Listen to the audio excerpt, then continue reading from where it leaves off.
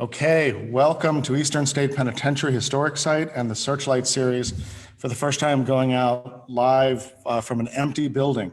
I'm Sean Kelly, I'm Senior Vice President here at Eastern State Penitentiary.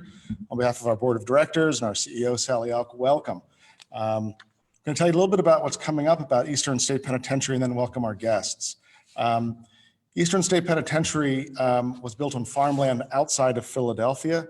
It was built with the belief that people are inherently good, and if kept in solitary confinement long enough, they would look into their hearts and become penitent. It's the world's first true penitentiary. It has a distinctive wagon wheel floor plan that was copied all over the world. There are about 300 prisons modeled after Eastern State Penitentiary. Here's one in Mexico City, a couple of them in England. The English really loved this design. They're still building prisons like this today. This is a modern prison with a wagon wheel floor plan modeled after Eastern State. And if you play the game Sim City and you tell the computer you want a prison inside of your simulated city, this is what it gives you. The architecture at Eastern State has always been easier to talk about than the people. But there were about 85,000 men, women, and children who were incarcerated in this building over the course of 142 consecutive years. And it's always our challenge to try to remember that there were actually people who lived here. And these are real lives. They gave up that system of solitary confinement in the 20th century, and the building survived all the way out until 1971 when it closed. Today, the building is a ruin. We opened it for tours in 1994. We give thousands of tours every year to people of this abandoned building. We have art installations. This is Jesse Crimes' wonderful installation. This is a mural he made while incarcerated in federal prison, now installed at Eastern State Penitentiary. We built a graph of the rate of incarceration in US history. It's kind of our signature experience here to draw attention to the way the United States incarcerates a higher percentage of its population than any other country on earth by far. And a companion exhibit called Prisons Today, which has won many awards. And the exhibit asks questions like, have you ever broken the law? And we try to really get at the root causes of mass incarceration, why the United States incarcerates so many people in its population, and explore ways that we could be approaching these problems in a different way. Last year, we had 310,000 daytime visitors, including 28,000 school visits to the building. We're very proud of that. We are very proud second chance employers. We seek out people with firsthand experience of incarceration to be part of our education team. We find that that's a skill set that's very valuable. If, of course, none of our staff members are forced to talk about their personal experiences, but if they do choose to share that experience, we find that the ability to talk in firsthand what it's like to have gone to prison is very useful for our education team. This is Russell Craig, one of our first members of this team 4 years ago. As you might guess, Eastern State Penitentiary today is closed to the public because of COVID-19. We're closed through at least May 31st. We are rolling out a whole new series of programming based obviously all entirely virtually. And so we have a new, basically a video podcast. It'll be coming out twice a week. It's called Prisons and the Pandemic. They're 3-minute summaries of what's happening in our prisons and how the virus is impacting people who are incarcerated. Twice a week, 3 minutes long each, a quick way to keep up to date. This coming Monday night, we have a watch party of the movie 13th. You can follow us on Twitter at Eastern State, and we'll be watching the movie together. You do have to have a Netflix account, but if you can watch on Netflix, we'll all be watching at the same time and talking about it on Twitter. Next week, the Searchlight series is going to become weekly now. So next week, our guests are from the PEN America's Prison and Justice Writing Program. The program is called Temperature Check, COVID-19 Behind Bars. Our guests are Kate Messner. She's PEN America's Prison and Justice Writing Program Director, and Justin Ravilos Menson, pardon me. And he's a PEN America Writing for Justice Fellow. He's a poet. He'll be calling into the program to read some of his poetry live. Michigan Department of Corrections does not support Zoom, so he'll be calling in, but we'll learn more about this program. This is a rapid response series from PEN America's Prison and Justice Writing Program, featuring original creative reportage by incarcerated writers, accompanied by podcast interviews with criminal justice reform experts on the pandemic's impact in the United States prisons. Hope you join us next week for that. If you like what we're doing at Eastern State, we do have a membership program. Our members will be meeting afterwards for a virtual reception. You can always support us at easternstate.org/support. Tonight, we are really thrilled with our guests who are joining us tonight. Andrew Cohen is senior editor at the Marshall Project, where, among other things, he compiles the opening statement, the daily criminal justice newsletter. A recovering attorney, he's also fellow at the Brennan Center for Justice and a former contributing editor at The Atlantic and a former senior legal analyst at CBS News and at 60 Minutes. Welcome, Andrew. Glad to be here.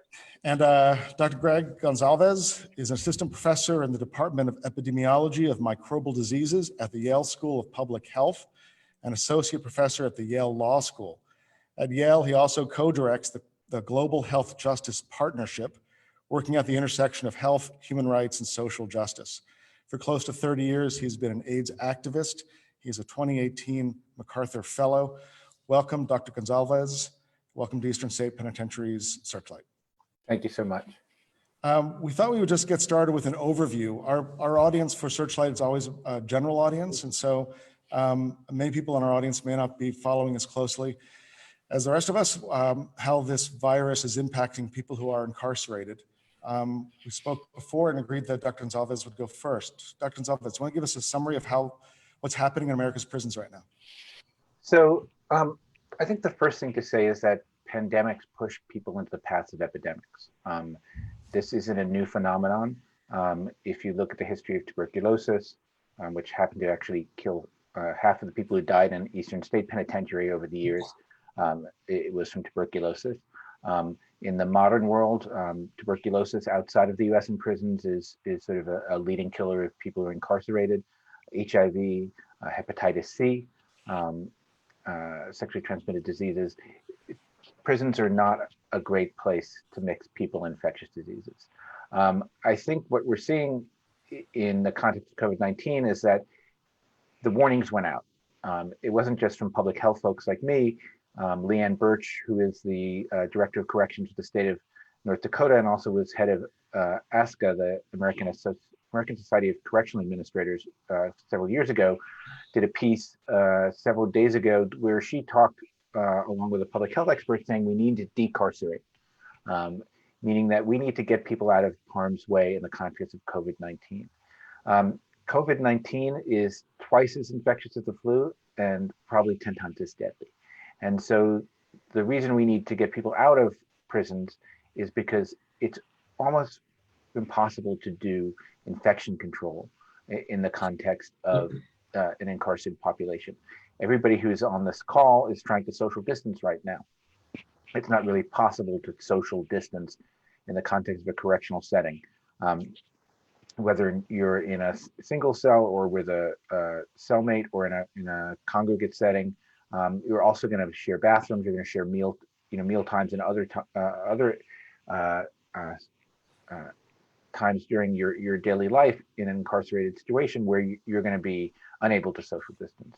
We already know that healthcare in prisons, particularly in the United States, but all around the world, is substandard. A lot of it's privatized. There's been many exposés on the sort of state of prison healthcare in America, and so the ability, once an infection takes off within the prison, to contain it is probably remote. And what happens is that it will spread throughout the prison, and hospitals nearby who will take the cases will surely get overwhelmed with the number of ICU beds and ventilators that will have to be used by patients coming out of jails and prisons in the US. The other piece I'd mention is that, we were part of a study a couple of years ago in which we looked at the sort of plight of prisoners in Brazil and the drug war in Brazil and how the drug war is basically filling up Brazilian prisons. And what you saw is an explosion of TB in these prisons. But what you also saw is that the genotype, the genetic features of the TB in the prisons was the same as the TB outside of the prisons.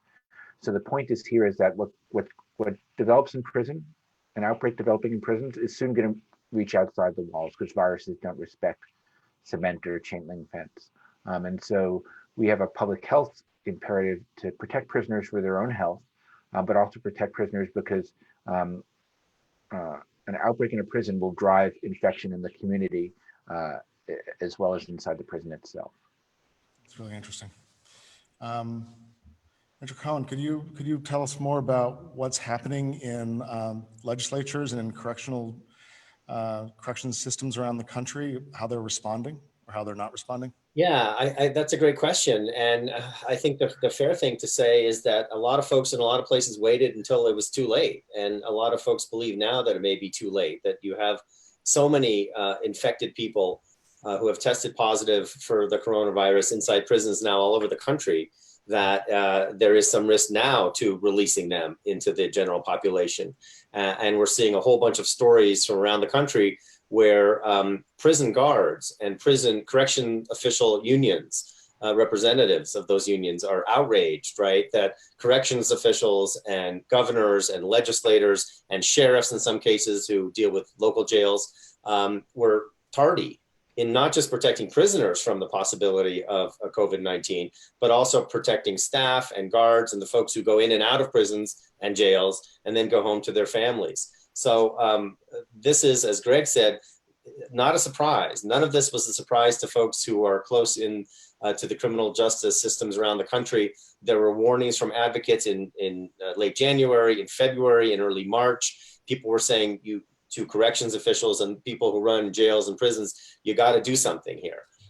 Then the pandemic sort of arrives here in America. Then you see these infection rates growing, and you see reactions from people. Some governors have been proactive. I would think, for example, the governor of Kentucky has been quite proactive in trying to get and order and authorize the release of people from prisons. There have been some sheriffs around the country who have been proactive in trying to do that. There have been some prosecutors, mostly reform-minded prosecutors like Larry Krasner in Philadelphia, who have been advocating for the release of people from jails.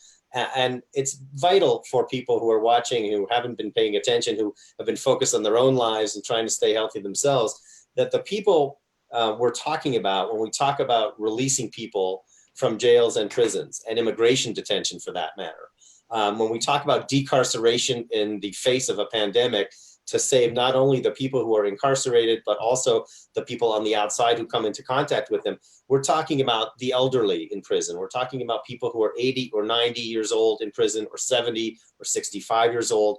We're talking about people in some cases with debilitating illnesses in prisons. We're talking about at-risk and vulnerable prisoners. In some cases, we're talking about prisoners who are going to get out anyway in 30 or 60 days. We're seeing some legislatures and governors around the country who are saying, you know what, if you're going to be released anyway on June 1st, you can leave now. Get out while you can, and we're going to try to decarcerate in that perspective. Very few instances that I've seen, and I've read nearly 1,000 pieces on coronavirus and criminal justice over the past month or so, indicates that violent offenders who would cause a threat to public safety are being released. There was a bit of a hiccup in St. Louis, a bit of a question of whether maybe a couple of people may have been released who might not have been released, but the vast majority of people here whose lives may be at stake are people who probably shouldn't have been incarcerated anyway for the length of time that they've been incarcerated. It's really interesting. It's a conversation we've been having a lot around our staff, as you might imagine. If we're able to release people from prison, if we think that it's safe, a lot of people on our Facebook page, a lot of people on our staff are wondering why we couldn't have addressed this earlier before the sickness was going around. Well, and it's especially true of pretrial detainees in jails and immigration detainees who have not yet been proven guilty, right? Who still have the presumption of innocence and who are basically stuck in confinement, maybe because they can't pay their fines, they can't make bail. Those people in particular, you wonder how many should really be in prison, and whether when we're on the other side of this, there's a greater debate over that on the national and then the local level.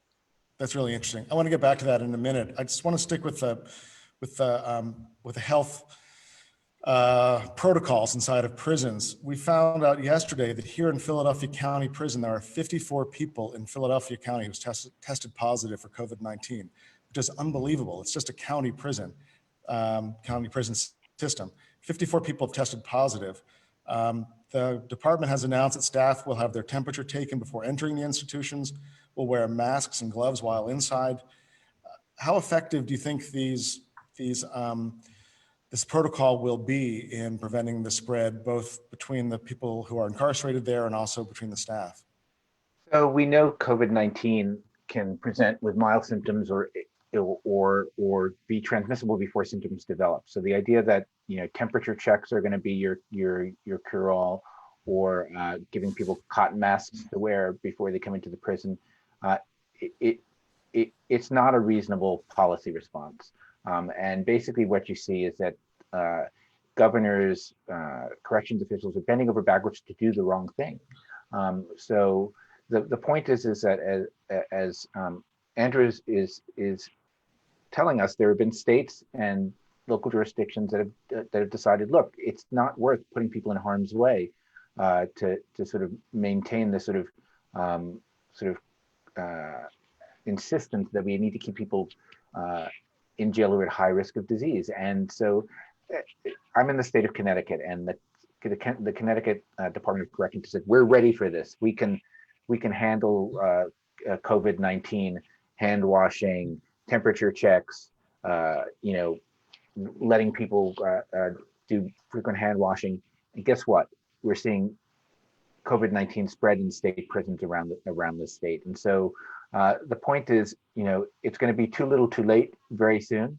And so state prisons and jails, immigration, ICE and Customs Border Patrol detention facilities, we need to get people out and bring down the levels of inmates and detainees to a level where we can protect those who are left behind. So it's, yes, the elderly and the people with underlying conditions, but if places are too packed to institute social distancing, we're fighting a losing battle too. Is there a jurisdiction that you can name that you think is doing a good job, where the response is adequate? Either toss it out to either one of you. I'll just answer first. Not meant to stump you. No. It's scary that's such a hard question to answer. One of the problems as a journalist, and I think that most journalists will tell you, that has always been a problem with covering criminal justice in prisons, is the lack of transparency, right? Prison officials across the country, maybe across the world, are notorious for not exactly sharing a lot of the details of their operations inside. So it's hard to get an accurate assessment of how well prisons are doing.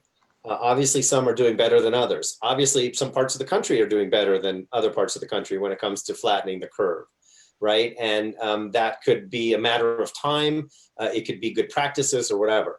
I don't know that there's one jurisdiction that has knocked it out of the park, but I will say that there are clearly some indications of the jurisdictions that are not doing it well. And one of them, it has to be said, is the Bureau of Prisons, the federal prison system. My colleagues at the Marshall Project last week broke a very important story about how a prison guard there was exposed to the virus and then was essentially ordered back to work without protective gear, infuriating him and endangering the people around him, not just the prisoners around him, but fellow workers and folks in the community. That was at the Oakdale, FCI Oakdale in Louisiana, which has seen I think the greatest deadly outbreak of the virus over the past couple of weeks. I think 5 inmates are dead. So we're seeing some examples of where it's gone wrong. I'm sure there are other examples of where it's gone wrong that we'll be able to get information about in the next couple of weeks. I don't know that there's one huge success story. Maybe, like I said, in Kentucky, the rate is down, although we're seeing some county jails there have some problems. Maybe Gregg would have more insight. So if you go to the Prison Policy Initiative website, they actually have a updated list of sort of responses to the COVID-19 pandemic. And so we've seen more than 100 people released from Boulder County Jail in Colorado. We've seen in Allegheny County, Pennsylvania, 545 people were held in the county jail, were approved for release by the courts and physically discharged. New Jersey Chief Justice signed an order calling for the temporary release of 1,000 people from jails. And so there's actually a long list on the Prison Policy Initiative's website that can describe some of the sort of piecemeal efforts that are happening now. I think the federal question is the big one. They have the most people in detention under one sort of system, and so they're not doing very well at all. Although Attorney General Barr hinted a few weeks ago that he thought it was a good idea to get people out of harm's way, but he obviously hasn't followed through. So it's a trickle, not a flood of people coming out of prisons. The other thing to mention is that we need to prepare people for transition into the community with adequate housing, adequate health care, it's not just dropping them off here in New Haven on the New Haven Green because they come out of the state prison. It means taking care of them in the way they need to be taken care of because they're at risk for COVID, whether inside or outside. And there's one point I'd like to just add to that, Sean, is even where prisons have made a good effort to get people out, there have been outbreaks. Cook County Jail, a couple of days ago, I read where 16% of the jail population, that's one of the biggest jails in the country, Cook County in Illinois, 16% of the people there were released. They probably didn't need to be there in the first place. Tom Dart, the sheriff, has tried to do the right thing in some cases, and yet there has been a terrible outbreak at that jail. So even where jailers, sheriffs, and others have taken steps to decarcerate, have said, you know what, these are folks that don't necessarily need to be here at this time. They haven't been entirely successful in curbing the outbreaks. And I think if you're looking for hotspots in the next couple of weeks, sadly, I think it's going to be Alabama. I think it's going to be Mississippi. I think it's going to be Louisiana. All of these states that notoriously have had dangerous and deadly and unsafe prison conditions for generations, really. That certainly, yes, those are our prison systems that we talk about here as well. And also, those are also states where I believe that also the public response, the governors have been slow to lock down as well. I want to take a quick little historical step here. We were talking about this before you went on. Here at Eastern State Penitentiary, there was the so-called Spanish flu of 1918 was a huge, give me one moment, I'm going to share my screen here. It's a huge deal here. Let's see, come on. So 1918, when the so-called Spanish flu was ravaging the country, the people who ran Eastern State Penitentiary took enormous pride in believing that they had made life safer for people who were incarcerated at Eastern State than for the general population. So the warden at the time completely closed down the prison, only employees coming and going for 43 days. And they lost 3 incarcerated men. The photograph of one of them, Stuart Clugston, died here in October of 1918. He's 22 years old, obviously heartbreaking. They believed, though, that they had beaten the odds, and 12,000 Philadelphians died during that influenza, and only 3 people incarcerated at Eastern State. Oh, and plus an officer, important to say, an officer as well, lost his life. And we were talking before we went on air about whether or not that, it's funny to hear, Andrew, you said that it's often difficult to get the statistics. Here they are after the social distancing was lifted, the officers.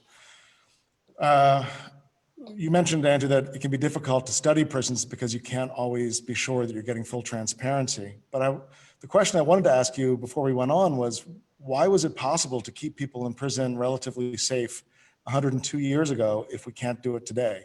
Although perhaps the answer is that they weren't doing it as well back then as they claimed to have been. Either of you have any response to that? So it was a challenge to respond to it. And so a couple of things. Until 1913, Eastern State had solitary confinement in place. Yes, and the question is whether during the pandemic they were able to segregate inmates in single cells. 13,000 people died in a matter of weeks in Philadelphia during that pandemic, and so the real sort of rush of infection was over a short period of time. So if they could have done it over that short period of time, it was possible, and they were able to segregate patients in solitary confinement. Maybe they were able to do it in that way. Remember, Philadelphia had the worst case fatality rate in the country because they had this Liberty Loan parade that basically they did exactly what we're telling people not to do now, is to congregate in public. They went on to this parade and had the worst epidemic in the country. So you could make a case that the force of infection, the sort of risk outside the prison, was pretty damn high, and that in the context of a closed environment, which was the prison then, they were able to weather it with greater skill than they were on the outside world. That being said, again, 1,400 people died in the penitentiary over TB, over half of tuberculosis, and so Well, they might have been able to sort of weather the influenza epidemic of 1918. They were not able to sort of deal with tuberculosis in the prison, which makes a little bit more sense to me. The influenza outbreak was an acute outbreak, time limited. They could deal with it, but on a daily basis, they weren't able to handle another respiratory infection, tuberculosis, very well. I have to ask you how you knew that. That's such a relatively obscure fact. I mean, any one of our tour guides would know that. Tuberculosis killed more than half the people who died in this building, or right around half. It killed more than any other cause by far. We have a state-of-the-art hospital in this building, and it was basically entirely built to fight tuberculosis. They fought tuberculosis. They called it different things over the years, but we know now there was tuberculosis straight through. How did you know that? You made a challenge to me about 10. No, you made a challenge to me about 10 minutes ago, and I'm like, I got to figure this out. So I'm like, typing furiously away. I didn't challenge you. It's one to not surprise you. No, but it did make sense to me. Now it makes total sense to me that, solitary had just been lifted 5 years before. So there's probably an ability to segregate patients, inmates in a way that you probably couldn't. The setup looks very different than sort of a modern prison. So I think it was probably a very special case. In general, prisons and infectious disease are a bad combination. Okay, that's good to know. Do you have anything to add, Andrew? Not on the historical context. I mean, everything old is new again. It'll be interesting. You hope in a year or 5 years, we'll have some context, right, and perspective on how deadly this was for prisoners, for people in jails, for corrections officials, for staff people, for medical people in prisons. It's not just the inmates, the offenders who are suffering here. It's the people who are in charge of them and their families and communities that serve these prisons and jails. That is, I think, also a story that's sort of ramping up in terms of its intensity. The impact that these outbreaks within prisons are having on the communities surrounding these prisons. And that is, a very intensely political question for local leaders in these areas who, have brought these prisons or jails in. They sort of drive the economy in some of these places. And I think that there are going to be some pretty significant public health problems going forward in those kinds of places. Oh, that's really interesting. I hadn't thought about that connection of the economics. I wanted to give you a chance to respond to the concerns that some people have expressed. We see this on our Facebook page about the implications of releasing people from prison. I want to read you a quote. This is from Sterling Harris, who's with the Colorado Organization for Victim Assistance. She concludes her piece that she wrote this week. COVID-19 is a real threat, and we must work to protect first responders and those who are detained. The potential consequences of letting the wrong people out of jail early is equal, if not greater, threat. Accordingly, as we balance each of the difficult challenges presented by this crisis, we must continue to also carefully consider each individual case and its impact on the safety of the victim and of the community.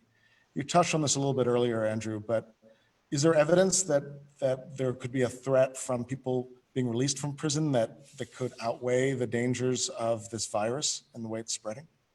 It's a great question. It goes to the political question, really, that all these executives, prison officials, sheriffs, prosecutors, judges are dealing with.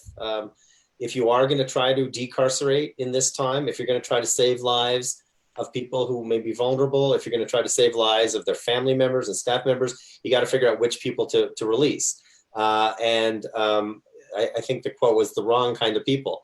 To my knowledge, there have been no people who have been released who are public health safety threats. I said, and I mentioned that maybe there was a little hiccup in St. Louis, and there was a bit of a controversy, I think, last week. I don't know exactly how it got resolved, that some people who may not, should not have gotten out of the St. Louis County Jail or the St. Louis Jail got out. There are some kinds of questions. So far, and it's very, very early, crime is down in virtually every jurisdiction that we've been able to measure. Maybe burglaries are up a little bit, right? Because there's nobody in any of these businesses. Maybe car thefts are up a little bit, but violent crime is down in a lot of cities. Police obviously are hampered in their public safety duties because many police officers are sick. They've been quarantined. There are huge infection rates in big cities like New York and other places. So yes, the central question about decarceration, and I think the question that has precluded many officials in local areas from releasing more people is the fear, right? That somebody is going to be released, even if it's somebody who may be vulnerable, who fits all the criteria, but who then gets released and commits some sort of a crime. It's inevitable that that's going to happen. That always happens. There's going to be some recidivism. The question is going to be whether it was worth it. How many lives spared on the front end versus whatever crimes are committed on the back end. And obviously that's an unknowable question right now as we go into it. But that's the essence of the debate. That is why more people haven't been released. The fear that, letting people out of prison into a pandemic somehow jeopardizes public safety. Yeah, I mean, remember, I don't know the exact numbers, but, in state prisons, it's less than 50% that are jailed for violent crimes, I think. And so, and we're talking about elderly prisoners. I think in federal prisons, it's actually a smaller number that are incarcerated for violent crimes. It's like under 10%. And so we're not talking about serial killers and mass murderers or even rapists or people with accused of violent crimes. We're talking about elderly prisoners, people at the end of their sentence or due to be released. I just don't see how sort of wardens and other correctional administrators are sort of opening the doors to sort of generalized prison release under COVID-19. And I think, with all due respect to the rights of victims and the fears of politicians about being soft on crime, people are sent to jail and given a sentence, right? It's 10 years in prison, 15 years in prison. COVID-19 could be a death sentence for people. And if I robbed a grocery store and was sentenced to 10 years, I can pay my time in that way. I should not be forced to sort of give up my life because there's queasiness by politicians and the public about my right to live. And you know what I have found fascinating, just to follow up on Gregg's point, is that there have been quite a few prosecutors and government attorneys over the past couple of weeks who have argued in court, there's no proof that conditions in a prison are more dangerous vis-a-vis COVID-19 than on the outside. Some folks have tried to say with a straight face, hey, our prisoners are safer inside than they would be on the outside if they were self-isolating. It has been surprising to me on one hand and not surprising to me on the other that there are so many people who are so entrenched in the idea that, an 80-year-old person needs to be in prison during this, or someone who has served 95% of their sentence has to be in prison for this, or nonviolent offenders, or people who are accused of nonviolent crimes who are sitting in jails because they can't afford to get out, somehow don't deserve the chance to fend for themselves or with their family members on the outside. That has been surprising to me because of the force of COVID and the way it's transformed our society. Hasn't necessarily transformed that mindset that has basically helped generate mass incarceration over the past couple of generations. On the other hand, in those instances where it has happened, where prosecutors have worked with wardens and other people to try to move some of these people out, it's been really something to see. I don't know where it goes from here. It seems to me that if the virus leaves New York City or becomes ramps up in red states where there are tons of rural prisons and jails, whether it's going to sort of change the dynamic on that. I think that's one of the open questions going forward for the next month or so. That's a good lead in actually to the last of my prepared questions. And it's for you, Dr. Gonsalves. You've been an AIDS activist for close to 30 years, and you've worked closely with ACT UP. And I believe you've co-founded 2 activist groups around AIDS activism.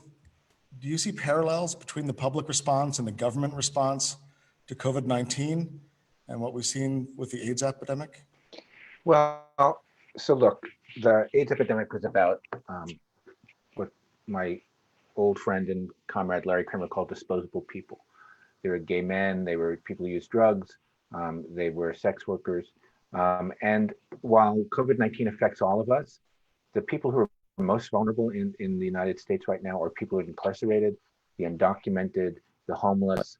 And so, while the 3 of us can shelter in place and social distance, the rest of the people I've just spoken about are put into harm's way. Yesterday we were up at the governor's mansion in Hartford, We were social distancing, we were in our cars, we were driving around his mansion and saying, you need to release people from Connecticut state prisons and jails. And so, if our leaders aren't going to do the right thing, I think the lesson from ACT UP is that you speak out for the voiceless, you speak out for those who nobody else is going to speak up for. And so people who have families in prison, friends in prison, need to sort of get their governors and their local officials to do the right thing. This is not some liberal idea. I'd send people to the Appeal. It's a website at theappeal.org, and there's a piece by Bree Williams and Leanne Birch, and it's called "A Public Health Doctor and a Head of Corrections Agree. We must immediately release people from jails and prisons. Decisive actions by governors and the president can now save lives of incarcerated people, corrections medical personnel in nearby communities. Business as usual will not." And so, it's not me as an old AIDS activist or a liberal college professor saying this. It's a head of corrections in a pretty red state saying that we can't just leave people to die and get infected in our state prisons and jails, in ICE and CBP detention centers. Thank you. Do you have anything to add to that, Andrew? I don't. The only thing I would say, I think Gregg is right. I mean, the only thing I would say is that it's been fascinating and I guess frustrating to watch the timeline here. I think a lot of prison officials, corrections officials, governors, the decision makers, the folks who ultimately could have released people 2 or 3 weeks ago or a month ago, waited. I think even the Bureau of Prisons, the federal prison system, folks seem to wait and say, we're not going to really take this as seriously as we can until and unless the virus comes into our prison, until we start seeing positive cases, which to me is a terrible strategy.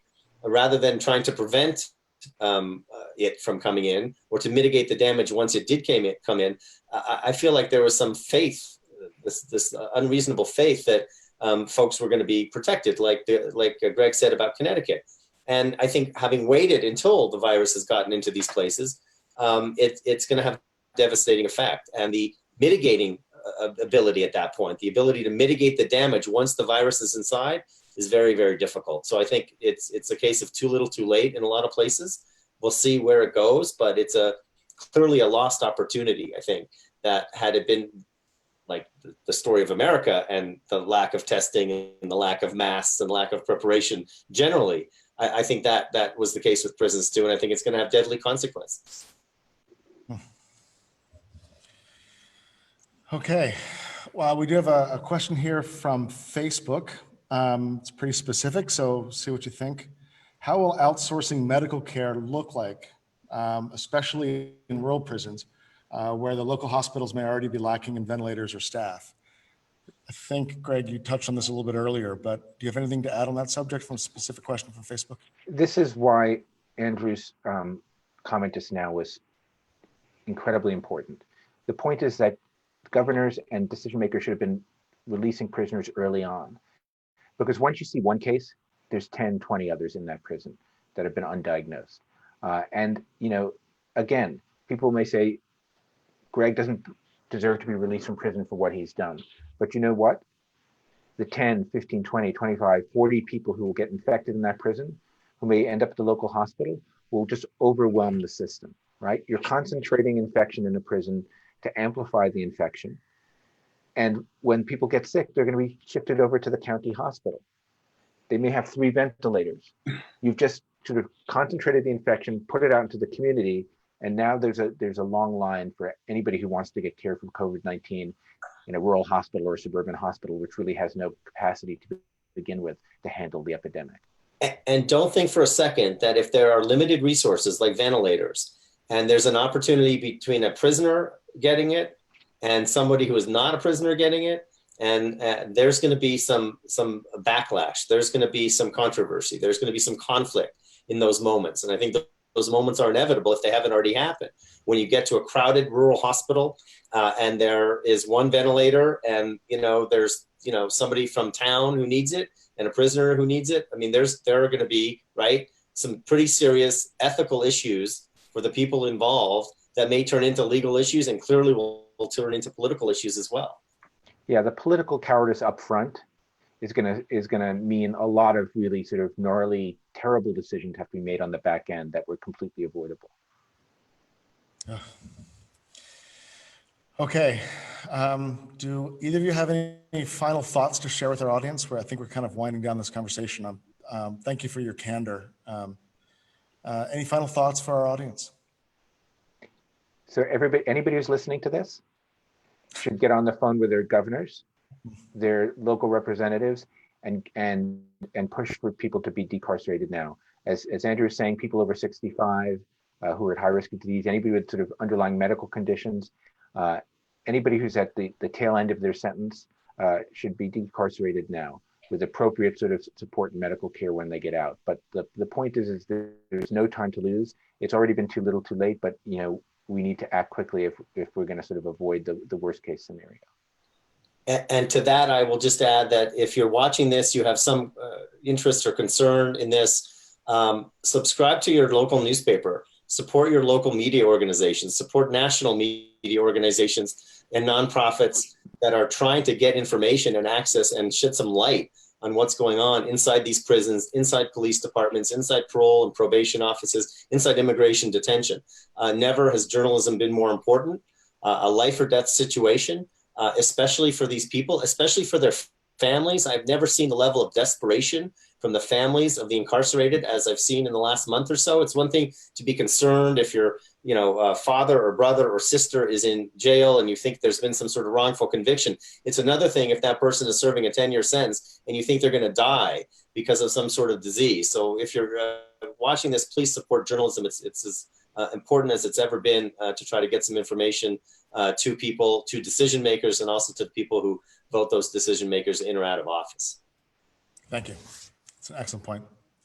I have a couple quick thanks. We're going to wind down. So on our team, I want to thank Jamie Martirana and Erica Harmon, who put together the tech aspects of this conversation. Thank you guys through the weekend working on this. Andy Anderson and Damon McCool from our staff put together a daily policy briefing for our leadership team on COVID-19 in prisons, which has been invaluable. Our friend and advisor, Gregg Gonsalves from the Sentencing Project, suggested Dr. Gonsalves. So thanks, Gregg, if you're watching. And of course, our guests, Andrew Cohen from the Marshall Project, Dr. Gregg Gonsalves from Yale. Thank you both so much for being here. I hope our audience can come back and join us next week, same time, 6 p.m. Eastern Standard for Searchlight. And I hope our members stick around for the virtual reception. Thank you both so much for your time. Your work is very important, and we really do honestly appreciate you taking the time out, even to do a dress rehearsal yesterday so we get this right. You've been very generous with your time, both of you. Thank you so much. Thanks, Sean. Thank you. Thanks for having us. Yes.